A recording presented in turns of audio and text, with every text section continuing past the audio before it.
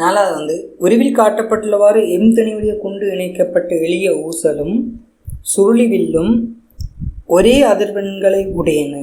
சுருளிவில்லில் இணைக்கப்பட்டுள்ள திணிவு எம் ஆனது 4m திணிவுடைய குண்டினால் மாற்றப்பட்டால் இதில் இந்த எம் திணிவை வந்து அவர் வந்து 4m திணிவாக மாற்றுறாராம்.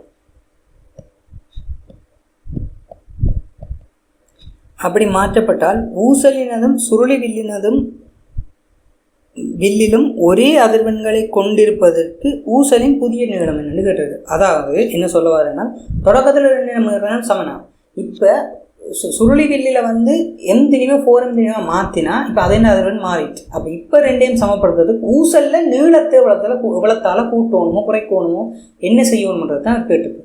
இந்த கேள்வி செய்யணும்னா முதல்ல அதிர்வெண்ணுங்க எளிய ஊசலுக்கும் சுருளிவில்லுக்கு உரிய சமன்பாடு தெரிஞ்சிருக்கணும். முதல்ல ஊசலுக்கு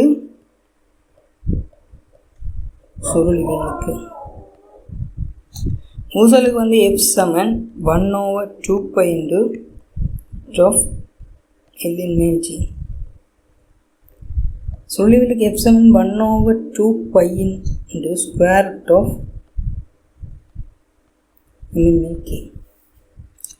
இப்போ ஆரம்பத்தில் இந்த நீளம் எவ்வளவு இருக்குன்றதுக்கு ஒரு சமன்பாடு எடுத்துருக்கோம். அப்போ தான் பிறகு சுருக்கத்துக்கு ஈஸியாக இருக்கும்.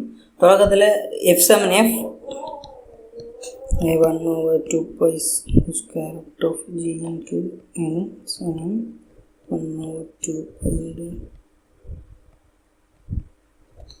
முத்தலாம்.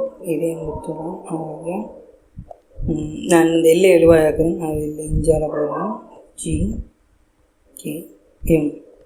இது ஆரம்பத்தில் இருந்த எல்லுக்கு மிச்ச கணியங்கள் சார்பாக ஒரு சமன்பாடு எடுத்திருக்கேன். இப்போ இதில் என்ன சொல்லியிருக்கார், எம்மை வந்து 4m மாற்றுறாரா. அப்போ எல் என்னவா மாறும். இப்போ எம் வந்து எம்மை தவிர்க்க மிச்சத்தில் இருக்கிற ஏதாவது கணியம் மாறும்னு பார்ப்போம். ஜி வந்து உயிர் பார்க்கணும் எப்போவுமே மாறாது. கே வந்து பிச்சுள் மாறி அதுவும் எப்பவும் மாற போகிறது கிடையாது. ஆகவே எம்மை இவர் எவ்வளத்தால் கூட்டுறாரோ அதே அளவுக்கு எல்லும் கூடவன் கூடினாத்தான் ரெண்டின் அதிர்வெண்ணும் சமனாக வரும். ஏனென்றா இங்கே எம் நேரு சமன் எல். ஆகவே எம்மை வந்து 4m மாற்றினா எல்லையும் 4l மாற்றினாத்தான் இந்த நீளங்கள் சமனாக வரும். இதுக்கு விட வந்து 5 ஆகும்.